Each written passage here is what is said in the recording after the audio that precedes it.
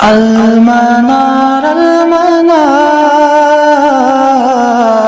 المنار المنار المنار المنار المنار المنار اے امین علم و فن، اے حکمتوں کے انجمن، تجھ پہ نازاں ہے چمن، تجھ پہ نازاں ہے چمن۔ اللهم صل على محمد وعلى آل محمد كما صليت على إبراهيم وعلى آل إبراهيم إنك حميد مجيد اللهم بارك على محمد وعلى آل محمد كما باركت على إبراهيم وعلى آل إبراهيم إنك حميد مجيد۔ آج ہم اصول حدیث میں 23rd چیپٹر پڑھ رہے ہیں، 23rd لیسن ہے، اور متن پہ جانے سے پہلے آج میں ڈائریکٹلی ان سطور کی شرح پہ آؤں گا جو سطور متن میں بیان کی گئی ہے، کیونکہ اگر ہم ڈائریکٹلی متن پہ آ جائیں گے تو اس سے کنفیوژن پیدا ہوگا، اس لیے بہتر ہے کہ پہلے آپ بات کو سمجھیں۔ مقدمہ کے طور پہ ابتدا میں بات کروں گا الغریب المطلق یا الفرد المطلق پہ کی۔ گزشتہ دروس میں ہم نے غریب حدیث کو پڑھا تھا کہ غریب حدیث کس کو کہیں گے۔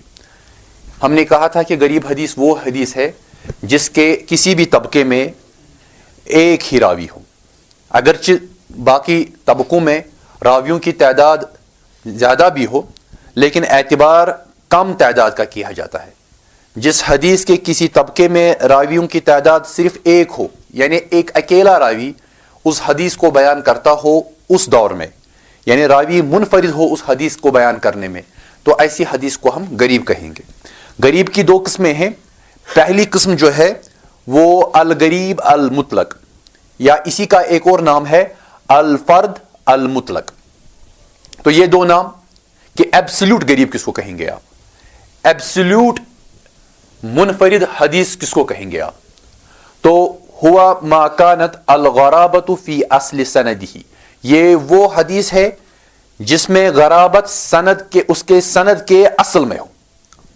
سند کی اصل کس کو کہتے ہیں ہم؟ صحابی کی طرف۔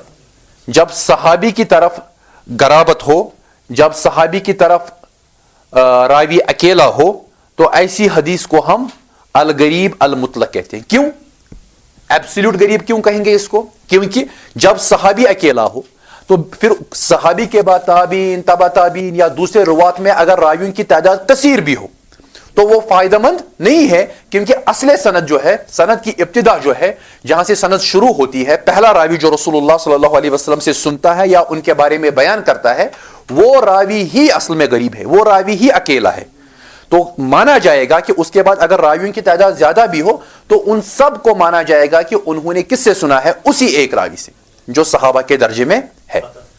ای ما رواہ راوin واحد فی طبقۃ الصحابہ، یا آپ یہ بھی کہہ سکتے ہیں کہ جس کو روایت کیا ہو ایک ہی راوی نے طبقہ صحابہ میں۔ وہی بات اکیلی ایک جیسی ہے کہ آپ غرابہ اصل السند میں کہیں یا ایک ہی راوی طبقہ روایت میں روایت کرنے والا، دونوں بات ایک ہی ہے، دو مختلف طریقے ہیں اس کو بیان کرنے کے۔ اور دوسرا ہے الفرد نسبی یا الغریب النسبی۔ اب ریلیٹیو غرابت، ایک تو ہے ایبسلیوٹ، دوسرا ہے نسبت کے اعتبار سے، یعنی وہ ریلیٹیو غرابت ہوتی ہے۔ تو وہ کون سی حدیث ہے؟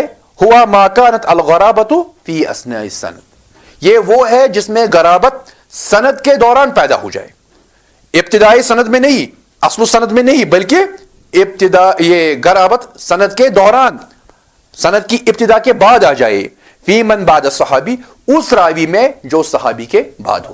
یہ تو میں نے اس سے پہلے بھی بات کی ہے اس پہ جب ہم نے غرابت پہ بات کی تھی، لیکن آج بحیثیت مقدمہ آج کے درس کے لیے، کیونکہ اس کی ضرورت ہمیں انشاءاللہ آگے پڑے گی۔ تو اصل میں جب ہم روات کی تعداد کے مطابق تقسیم حدیث کرتے ہیں، روات کی تعداد کے مطابق، ہم تک حدیث پہنچنے کے اعتبار کے مطابق، تو وہاں پر تعداد روات جو ہے وہ اہم ہے۔ ایک ہے تو غریب ہے، دو ہے تو عزیز ہے، تین ہے تو مشہور ہے، زیادہ ہے تو متواتر ہے. یہ ہم نے پڑھا ہے. تو محض اس لیے کہ آپ کے ذہن میں وہ پرانے دروس تازہ ہوں تو میں نے یہ بات کہی. اب دیکھیے زیادہ راوی ہوں جن کی آپ تعداد کو جن کا احاطہ نہیں کر سکتے آپ، تو آپ کہتے جی یہ متواتر ہے تو اعلیٰ سند ہے. جب مشہور پہ آ گئے تو اعلیٰ سے تھوڑا نیچے، عزیز پہ آ گئے اس سے نیچے، غریب پہ آ گئے تو بالکل نیچے. اب اس کے بعد زیرو ہے، یعنی زیرو مطلب یہ کہ کوئی راوی روایت نہ کرے، وہ تو سند نہیں ہوئی. تو ایک راوی کسی طبقے میں ہے تو ہم اس کو غرابت کہتے ہیں. اب کہاں ہوگا؟ اصل سند میں تو مطلق کہیں گے، بیچ میں کہیں آ جائے تو نسبی کہیں گے. سمپل. اب آپ کی خواہش کیا ہوگی؟ بحیثیت طالب علم آپ کی خواہش یہ ہوگی کہ ہم اس غریب دور سے نکل کر ایک یا تو ہم عزیز کم سے کم یا مشہور یا متواتر کی حد تک پہنچے. ٹھیک؟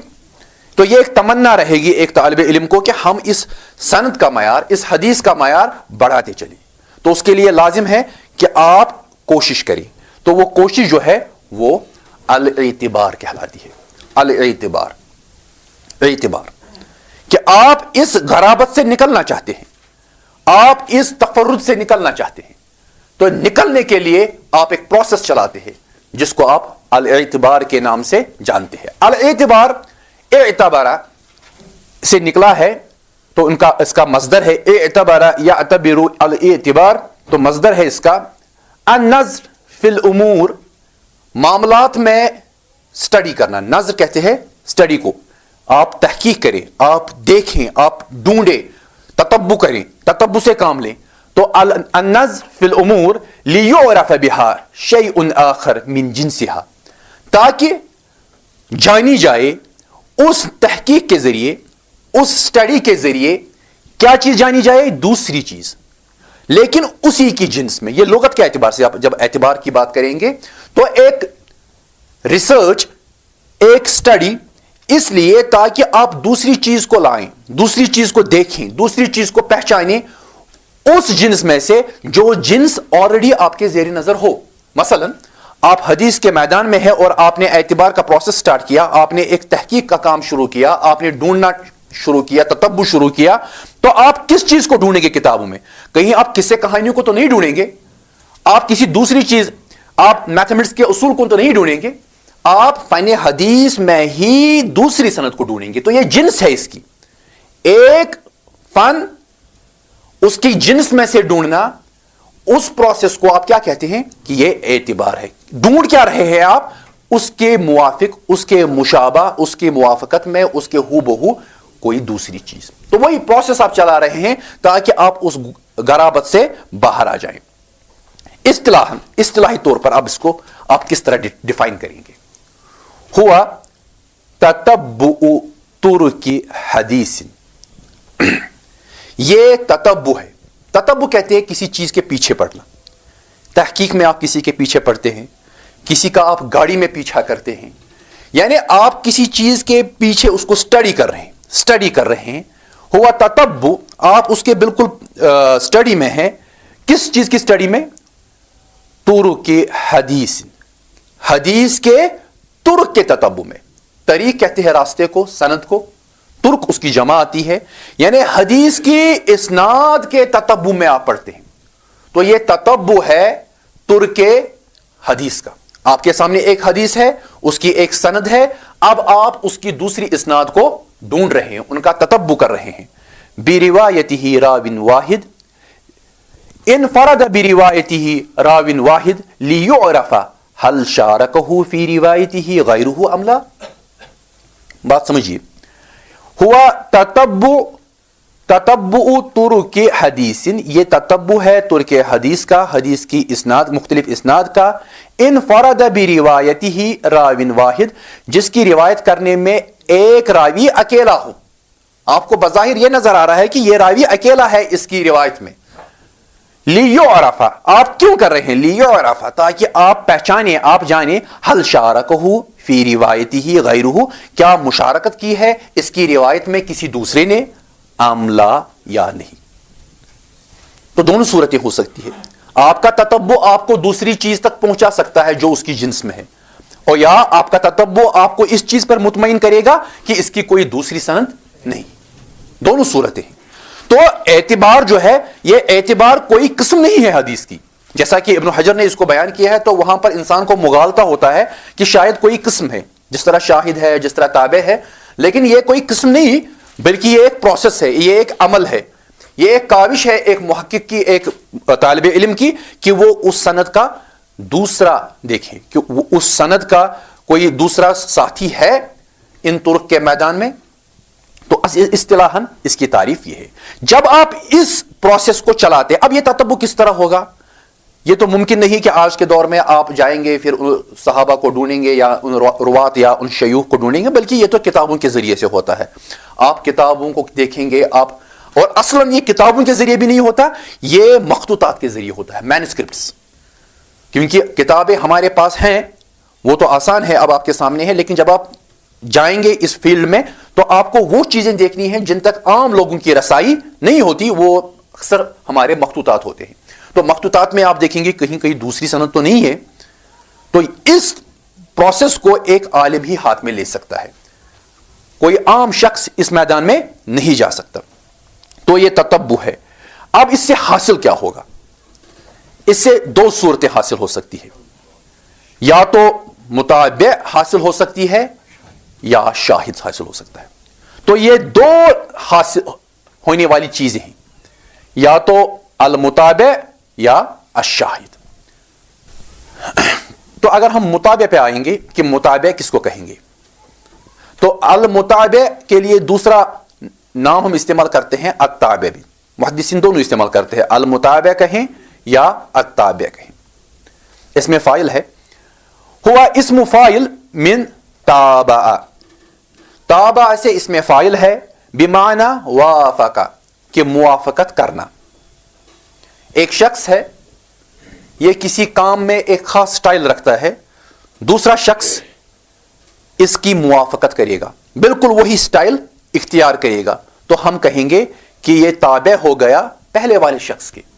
تو تابع ہونا, کسی چیز کی, کسی شخص کی, کسی چیز کی یا کسی سٹائل کی, کسی طور طریقے کی موافقت کرنا, اس کو آپ متابع کہہ سکتے ہیں. تو یہ حدیث میں بھی ہے کہ آپ دیکھیں گے کہ اسناد کے اعتبار سے کہ آپ کو متابع ملیں گے.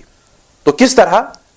اصطلاح یہ ہے, اصطلاحی معنی اس کی, هو الحدیث المشارک, یہ مشترکہ حدیث ہے, شرکت کرنے والی حدیث. یعنی ایک حدیث آپ کے سامنے ہے, کتاب الصلاۃ میں ہے, اور اس کا تعلق قیام سے ہے, نماز میں قیام سے. تو آپ جب اس کے لیے دوسری حدیث ڈھونڈیں گے تو وہ کتاب الجہاد کی نہیں ہوگی, وہ آنیہ میں کے باب میں سے نہیں ہوگی, وہ زکوٰۃ والے حصے میں سے نہیں ہوگی, وہ اس کے مشترک جو حدیث ہوگی وہ کتاب الصلاۃ میں سے ہوگی. اگر آپ صلاۃ کی حدیث کے بارے میں تحقیق کر رہے ہیں تو آپ کتاب الصلاۃ میں ہی اس کو صلاۃ والی حدیث ہی ڈھونڈیں گے نا. تو پہلی بات یہ ہے کہ هو الحدیث المشارک, یہ اس حدیث کی جس کے بارے میں آپ دیکھ رہے ہیں کہ کہیں دوسری سند تو نہ ملے, اس کے بارے میں آپ یہ تحقیق کر رہے ہیں. لغیرہ فی اللفظ او المعنى مع الاتحاد فی الصحابی. تو هو الحدیث المشارک لغیرہ فی اللفظ. اب دیکھیے دو چیزیں ہوتی ہیں حدیث میں, ایک تو لفظ ہے, ایک معنی. لفظ اور معنی. اکثر جب رسول اللہ صلی اللہ علیہ وسلم کوئی دعا کسی کو سکھاتے تھے تو وہ لفظ کو محفوظ کرتے تھے. رسول اللہ صلی اللہ علیہ وسلم نے کسی صحابی کو سکھایا کہ جب آپ باتھ روم میں داخل ہوں تو یہ پڑھیں, یا جب آپ قنوت کریں تو یہ پڑھیں, جب آپ سجدہ میں جائیں تو یہ پڑھیں. تو یہ دعا ہے, یہ لفظ ہے جو رسول اللہ صلی اللہ علیہ وسلم کی زبان سے ادا ہو رہا ہے. تو صحابہ سن رہے ہیں, وہ لفظ کو محفوظ کر رہے ہیں. تو یہی لفظ پھر سند در سند ہم تک پہنچا ہے. دوسرا کہ صحابی آبزرو کر رہے ہیں. تو وہاں پر کیا ہے کہ جب صحابی آبزرو کر رہے ہیں, رسول اللہ صلی اللہ علیہ وسلم مسجد نبوی میں بیٹھے ہیں, تو ایک صحابی دائیں طرف سے آبزرو کر رہا ہے, دوسرا صحابی بائیں طرف سے, ایک اور پیچھے سے, اور ایک اور آگے سے. تو یہ چار اطراف سے آبزرو کر رہے ہیں, اور چاروں کی آبزرویشن اپنی اپنی سمت کے اعتبار سے ہوگی. تو جب وہ بیان کریں گے تو ان کے الفاظ مختلف ہوں گے، لیکن وہ ایک ہی واقعہ کو بیان کر رہے ہیں کہ رسول اللہ صلی اللہ علیہ وسلم مسجد نبوی میں تشریف فرما تھے، تو ان کے تشریف کی حالت یہ تھی. جبریل، حدیث جبریل جو ہے اس میں مشہور ہے کہ رسول اللہ صلی اللہ علیہ وسلم بیٹھے تھے، پھر جبریل آ گیا، اس نے اپنے نیز کے ساتھ، گھٹنوں کے ساتھ رسول اللہ صلی اللہ علیہ وسلم کے گھٹنے ملائے اور اپنے ہاتھ اپنے تھائز پہ رکھی. تو ایک سچویشن، یہ لفظ نہیں ہے رسول اللہ صلی اللہ علیہ وسلم کی، یہ وہ منظر ہے جس منظر کی منظر کشی ایک صحابی راوی کر رہا ہے، وہ دیکھ رہا ہے. اب اگر دوسرا صحابی اسی واقعہ کو دیکھ لے تو وہ دوسرے اعتبار سے اس کو بیان کرے گا. پہلا صحابی کہہ رہا ہے کہ یہ شخص ایسا تھا کہ اس کے بال کالے تھے، آپ نے پڑھا ہوگا 40 میں بھی یہ حدیث ہے، بال کالے تھے اور سفید کپڑے پہنے ہوئے تھے، اس پہ گرد و غبار کا کہیں کوئی نام و نشان نہیں تھا. تو یہ اس صحابی کی انڈرسٹینڈنگ ہے. دوسرا صحابی دیکھے گا، ممکن ہے کہ وہ اس چیز کو حذف کر دے، وہ بیان نہ کرے. ممکن یہ ہے کہ اس نے پہلے بات کی سفید کپڑوں کی، یہ پہلے بات کرے گا کالے بالوں کی. ممکن یہ ہے کہ یہ بالوں کو اور ڈیفائن کرے کہ کرلی تھے یا پلین تھے. ممکن ہے کہ یہ مزید تفصیلات میں جائے، کہیں کہ کیا مانگ بنی ہوئی تھی یا نہیں تھی. تو یہ آبزرویشن ہے ایک صحابی کی جو رسول اللہ صلی اللہ علیہ وسلم کی اس مجلس کا نقشہ کھینچ رہا ہے. تو یہ باللفظ نہیں ہوگا، یہ بالمعنی ہوگا، کیونکہ ایک صحابی ایک ووکیبلری استعمال کرے گا، دوسرا صحابی دوسرا ووکیبلری استعمال، تو یہ ووکیبلری چینج ہوتی جائے گی. تو جو معنی بیان ہوگا اس پہ آپ کو غور کرنا ہے. اب دیکھیے حدیث کی نوعیت کیا ہوگی. آپ کے پاس حدیث ہے، دعا والی حدیث ہے، یا رسول اللہ صلی اللہ علیہ وسلم کا قول ہے، تو زیادہ امکان یہ ہے کہ یہ جو صحابی سنتے ہوں گے ان میں یہ قول ہو بہو ہوگا. یہ تو چانسز ہیں، لیکن ضروری بھی نہیں ہے. ضروری نہیں کہ ہر ایک وقت دعا ہو. رسول اللہ صلی اللہ علیہ وسلم نے کوئی جملہ فرمایا، کسی کو حکم دیا، تو دوسرا اس کو پیرافریز بھی کر سکتا ہے، دوسرا اس کو اپنے الفاظ میں بھی بیان کر سکتا ہے، کیونکہ وہاں پر مدعا ہوتا ہے کہ آپ معنی کی ترسیل کریں، وہاں پر لفظ کی ترسیل لازم نہیں ہوتی. بہرحال تو یہ هو الحدیث المشارک لغیرہ فی اللفظ او المعنی. تو یہ حدیث کا مشارک ہونا دوسری حدیث کے ساتھ کس میں؟ فی اللفظ، یا تو لفظ میں ورڈ ٹو ورڈ، او المعنی یا معنی میں. ٹھیک، میں نے لفظ کو اس لیے یہاں پر ریڈ کلر میں لکھا ہے. اکثر محدثین نے مطابع کی تعریف میں لفظ پہ ہی زور دیا ہے کہ لفظ میں مشارکت ہونی چاہیے، لفظ میں. لیکن دوسرے محدثین نے کہا کہ نہیں، ضروری نہیں، معنی بھی ہو سکتا ہے اور لفظ بھی ہو سکتا ہے. لیکن شرط جو اہم ہے وہ یہ ہے مع الاتحاد فی الصحابی، کہ اس میں شرط جو ہے، لازم شرط وہ یہ ہے کہ صحابی ایک ہونا چاہیے، اتحاد ہونا چاہیے. دو حدیث، ایک ہی حدیث کی دو اسناد ہیں، لیکن جب آپ اوپر جائیں گے تو صحابی ایک ہی ہونا چاہیے. اس کا مطلب کیا ہے؟ اس کا مطلب یہ ہے بلا تشبیہ کہ رسول اللہ صلی اللہ علیہ وسلم مسجد نبوی میں بیان فرما رہے ہیں، ابو ہریرہ بھی بیٹھے ہیں، حضرت عبداللہ ابن عمر رضی اللہ تعالیٰ عنہما یہ دونوں بھی بیٹھے ہیں، یہ بھی بیٹھے ہیں، حضرت ابو ہریرہ بھی، حضرت عبداللہ ابن عمر بھی، دونوں ایک ہی بات سن رہے ہیں. اور جب یہ بیان کرتے ہیں اپنے شاگردوں کو تو نیچے تک لائن جاتی ہے. تو اگر آپ نیچے سے اوپر آئیں گے، شاگردوں سے شاگرد، ان کے استاد، ان کے استاد، ان کے، تو اوپر آپ کو دو صحابی ملیں گے. ٹھیک، تو یہ اتحاد صحابہ کے درمیان نہیں ہے. اس کے مقابلے میں اگر ابو ہریرہ رضی اللہ تعالیٰ عنہ نے پڑھایا ہے اور اس کے شاگرد کی دو چینز نکلتی ہوں پہلے ہی سٹیپ پر، ایک دائیں دوسرا بائیں، جب آپ نیچے سے اوپر آئیں گے تو آپ پہنچتے پہنچتے کس پہ پہنچیں گے؟ ابو ہریرہ پہ. تو یہ اتحاد ہو گیا نا، اتحاد. تو کبھی ایسا بھی ہو سکتا ہے کہ ابو ہریرہ رضی اللہ تعالیٰ عنہ نے کوئی حدیث سنائی اور وہ اس کے دو شاگردوں نے سنی اور وہاں سے دو چینز شروع ہو گئی. تو جو یہ دو چینز شروع ہوتی ہیں بلا تشبیہ ابو ہریرہ، اور وہاں سے دو چینز شروع ہو گئی. تو جب آپ نیچے سے اوپر آئیں گے تو آپ کو اوپر حضرت ابو ہریرہ رضی اللہ تعالیٰ عنہ ملیں گے. تو یہ اتحاد ہوا مع الاتحاد فی الصحابی، یہ صحابی میں اتحاد ہو گیا. تو یہ جو دو اسناد ہیں، اصل میں یہ دو اسناد نہیں بلکہ ابو ہریرہ کا جو ٹیکسٹ تھا، ابو ہریرہ نے جو متن بیان فرمایا تھا، یہ پیرافریز ٹیکسٹ ہے. اس کو اب ان دو شاگردوں نے اپنے حساب سے بدل دیا. یہ بھی ممکن ہے کہ یہ دونوں ٹیکسٹ ایک جیسے ہوں، انہوں نے بدل، اگر بدلا ہے تو فی المعنی ہے مشارکت، اگر نہیں بدلا ہے تو فی اللفظ ہے. بات آپ سمجھ رہے ہیں نا؟ کوئی کنفیوژن تو نہیں ہے؟ تو جو دو اسناد چلتی ہیں یہ دونوں جمع ہو رہی ہیں ابو ہریرہ پہ، تو وہی یہ اس کا معنی ہے هو الحدیث المشارک، یہ وہ حدیث مشارک ہے لغیرہ دوسری حدیث دوسری سند کے ساتھ، کیونکہ حدیث تو بعد میں پھر ایک ہی ہوگی، فی اللفظ او المعنی، یا تو لفظ میں یا معنی میں، مع الاتحاد فی الصحابی، لیکن شرط کیا ہے، اہم شرط کہ اس میں اتحاد ہوگا صحابی میں، تو ایسی حدیث کو آپ کیا کہیں گے، یہ متابع ہے، تو یہ ایک دوسرے کے متابع ہیں دو، لیکن اصلاً یہ بات ایک ہی ہے کیونکہ اس کا سورس جو ہے ایک ہی ہے، ایک ہی راوی ہے اصل و سند میں، بات آپ سمجھ رہے ہیں نا؟ اب دیکھیے یہاں ایک اور بات جو میں نے ابتدا میں بحیثیت مقدمہ کہی تھی کہ اصل میں یہ حدیث جو ہوگی یہ غریب مطلق ہوگی، کیونکہ غرابت کہاں ہے، اصل سند میں۔ آگے جائیں، اب متابع جو ہے دو طرح سے ہو سکتا ہے، یا تو المتابعہ التامہ ہوگی، مکمل، تامہ کہتے ہیں مکمل، مکمل کمپلیٹ مطابعت ہوگی، یا المتابعہ القاصرہ، یا تو شارٹ ہوگی مکمل نہیں ہوگی،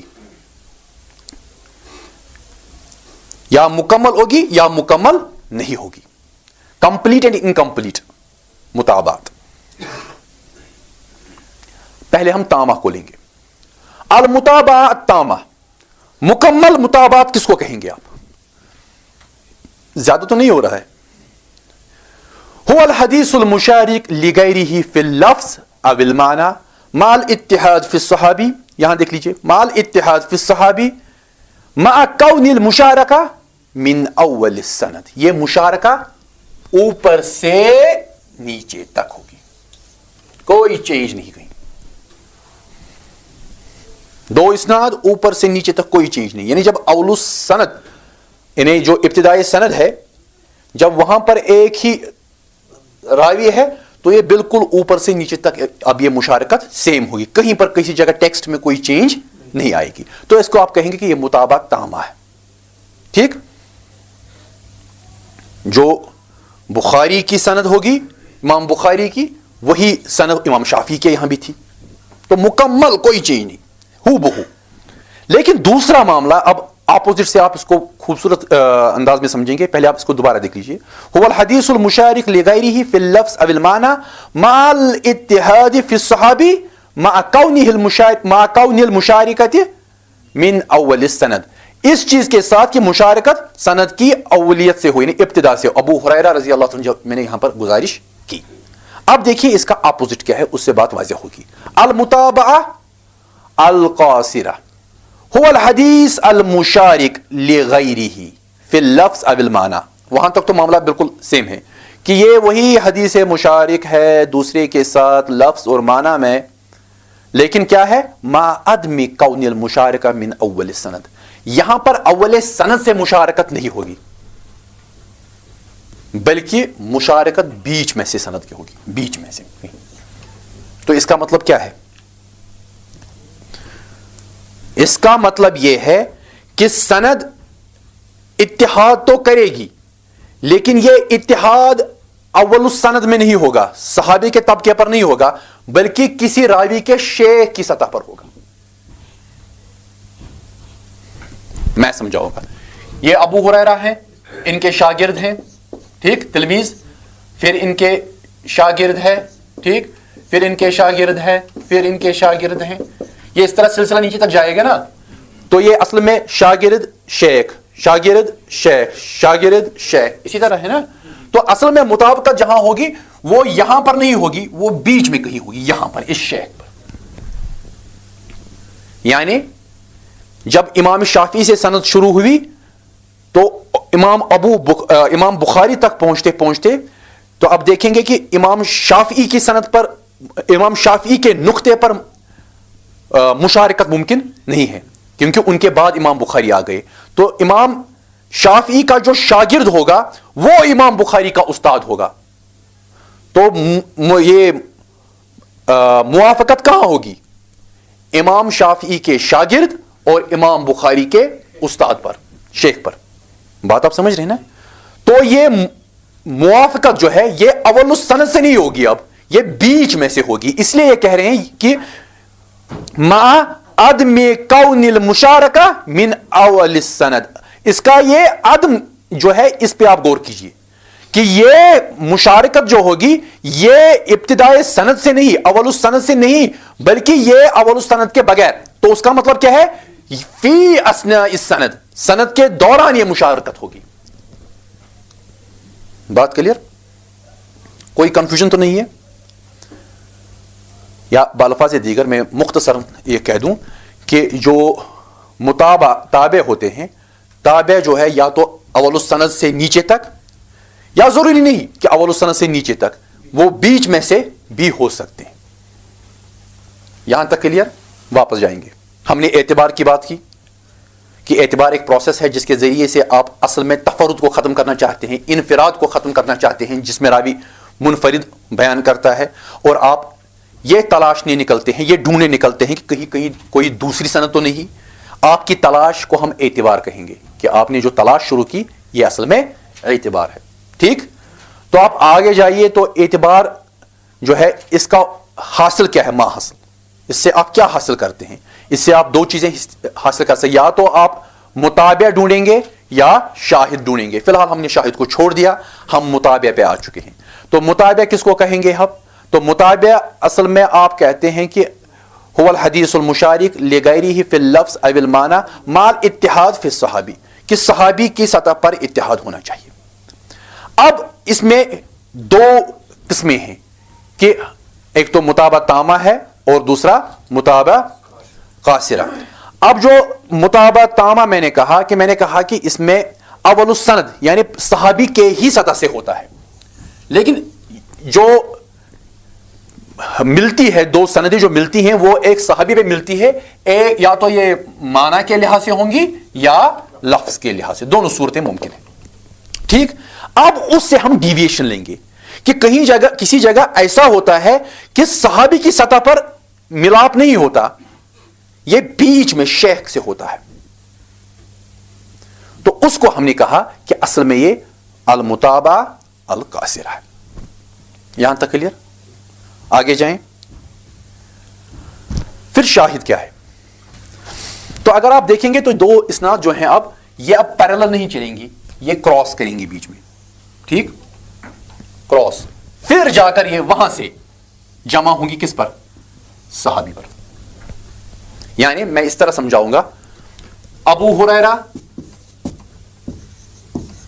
ان سے بیان کرنے والا راوی با، ان سے بیان کرنے والا راوی جیم، ان سے بیان کرنے والا راوی دال. اب پھر ابو ہریرہ ان سے راوی بیان کرنے والا سین، ان سے راوی بیان کرنے والا قاف، ان سے بیان کرنے والا راوی جیم، ان سے بیان کرنے والا راوی میم. اب دیکھیے سند کیسے جائے گی، یہاں سے یہاں پھر یہاں. تو یہ متابعہ کہاں پیدا ہوئی؟ بیچ میں سند کے.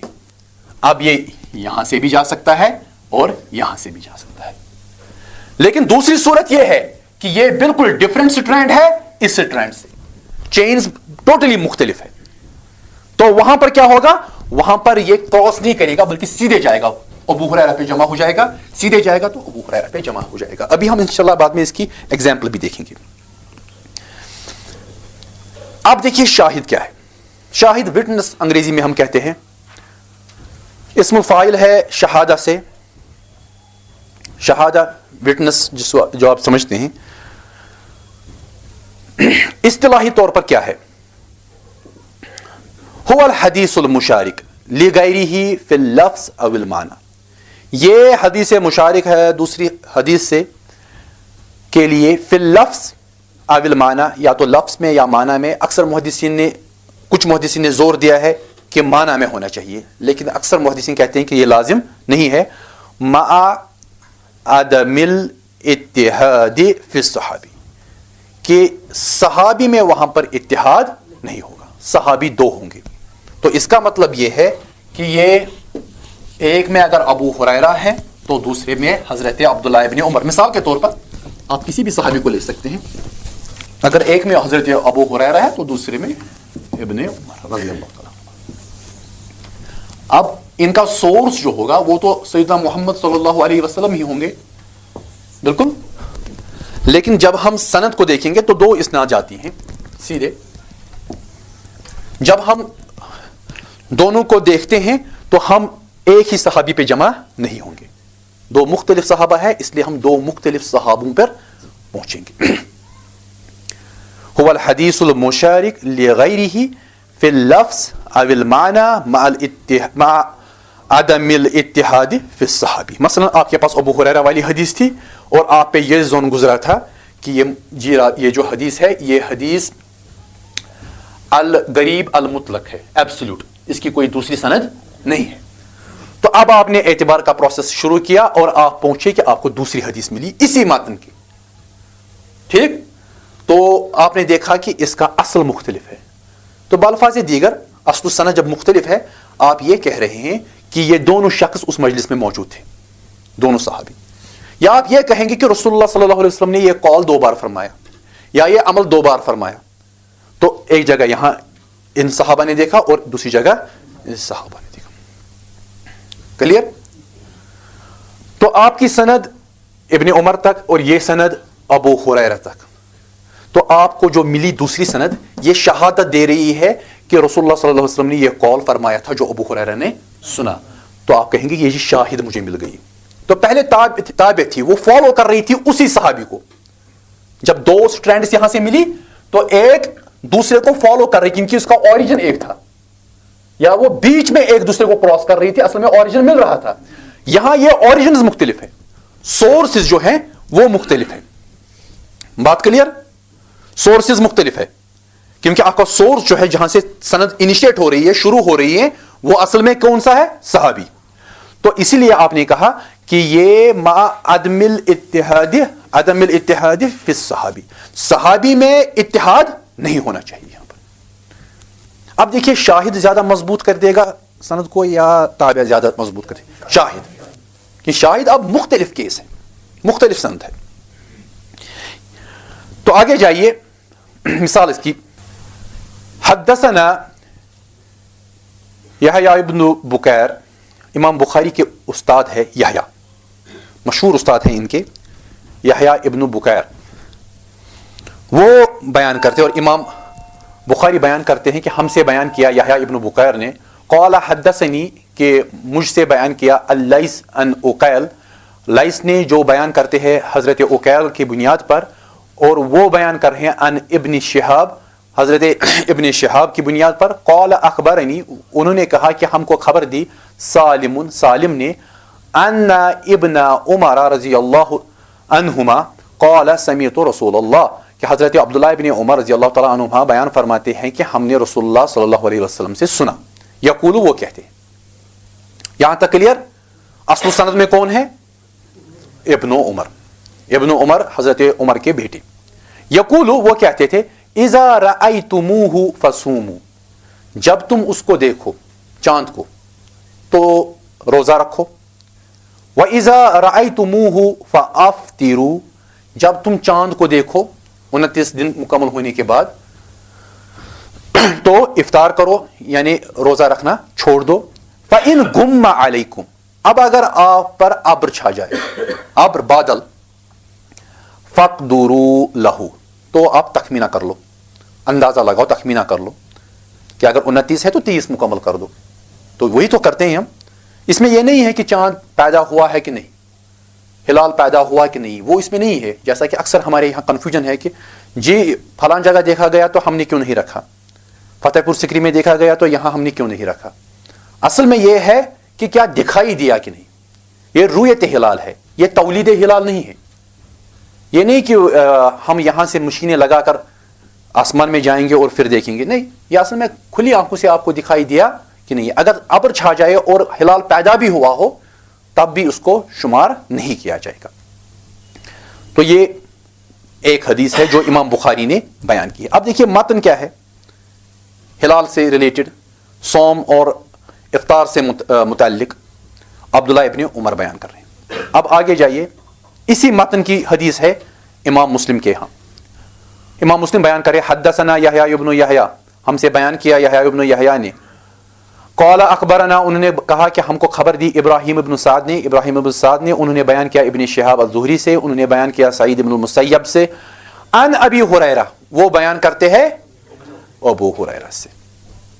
دیکھیے وہاں کون تھے؟ ابن عمر. یہاں کون ہے؟ ابو ہریرہ. اگر آپ دو سٹرینڈز کو لیں گے تو جمع کہاں ہوتے ہیں؟ ابو ہریرہ پر الگ اور ابن عمر پہ الگ. قال رسول اللہ, وہ بیان کرتے ہیں کہ کہا رسول اللہ صلی اللہ علیہ وسلم نے. اب دیکھیے لفظ مختلف ہے. اذا رأیتم الہلال فصوموا, وہاں کیا تھا؟ اذا رأیتموہ, تو ہو جو ہے ضمیر جا رہی ہے کسی کانٹیکسٹ کی طرف. کوئی اور متن بھی ہوگا جس کی طرف اشارہ ہوگا جہاں پر ہلال لکھا ہے, اور حضرت ابن عمر اشارہ کر رہے ہیں کہ ہو یعنی ہلال کی طرف. یہاں پر انہوں نے سیدھے ضمیر کو بدل دیا اور اس میں ظاہر استعمال کیا, کہا کہ اذا رأیتم الہلال, جب تم ہلال دیکھو, فصوموا, تو روزہ شروع کرو, وَإِذَا رَأَيْتُمُوهُ, جب آپ اس کو پھر دیکھو, فَأَفْتِرُوا, تو روزہ رکھنا چھوڑ دو, افطار کرو, فَإِنْ غُمَّ عَلَيْكُمْ, اور اگر اب آپ پر ابر چھا جائے, فَصُومُوا ثَلَاثِينَ يَوْمًا, تو 30 دن شمار کرو. وہاں پر کیا تھا؟ فَصُومُوا تھا نہیں, فَاقْدُرُوا لَهُ, تو تخمینہ کر لو. یہاں وضاحت ہو گئی, فَصُومُوا ثَلَاثِينَ يَوْمًا, تو 30 دن کا روزہ رکھا کرو. اب دیکھیے ابو ہریرہ کی سند, حضرت عبداللہ ابن عمر کی سند, معنی کے اعتبار سے سیم ہے, لفظ بھی کہیں کہیں مل رہے ہیں, لیکن یہ دو متن جو ہے اس بات پر پہنچاتے ہیں کہ رسول اللہ صلی اللہ علیہ وسلم سے اس معنی کی حدیث بیان ہوئی, اور 2 صحابہ وہاں پر موجود تھے. جتنے صحابہ سے سندیں آپ کو ملتی جائیں گی اتنے صحابہ اس مجلس میں موجود ہوتے چلے جائیں گے. امام مسلم کی سند ہے. تو آپ بتائیے یہ پہلی دوسرے کے لیے کیا ہے؟ شاہد. اگر آپ کو یہ گمان گزرا ہے کہ ابن عمر کی حدیث اکیلی حدیث ہے اس باب میں, تو دوسری اس کی کیا ہے؟ شاہد.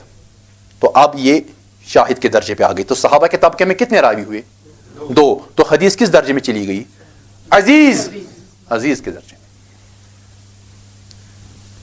کلیئر؟ کوئی کنفیوژن تو نہیں ہے؟ اب جائیے تیسری سند پہ.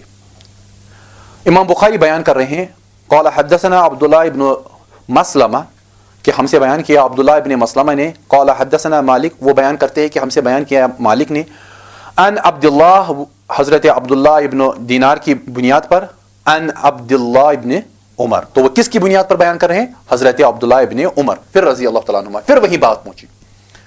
ان رسول اللہ صلی اللہ علیہ وسلم قال, کہ رسول اللہ صلی اللہ علیہ وسلم نے بیان فرمایا, الشہر 29, کہ مہینہ جو ہے 29, 29 لائلتن, راتوں کا ہے, 29 راتوں کا ہے.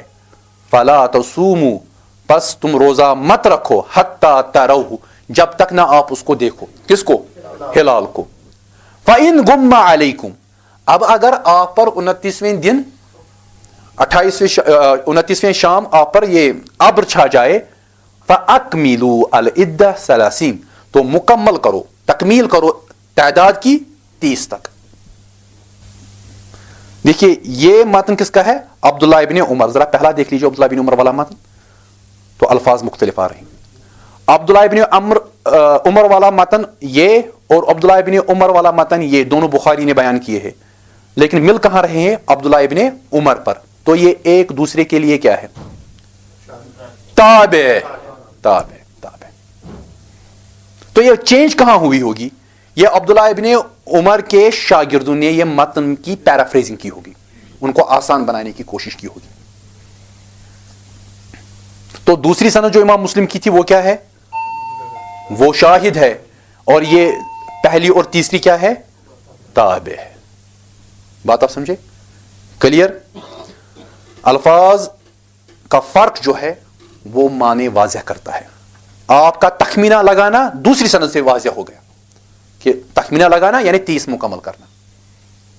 ہو ضمیر کہاں کی طرف جا رہی ہے؟ دوسری سند سے واضح ہوا کہ ہلال کی طرف جا رہی ہے.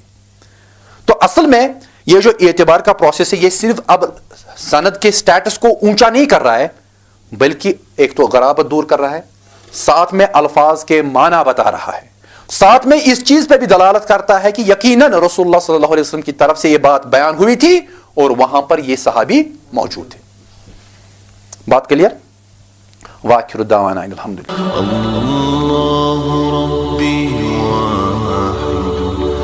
وأنا بذلك أشهد ذا مبدئي وأصول بالرغم ممن يجحد وشهادتي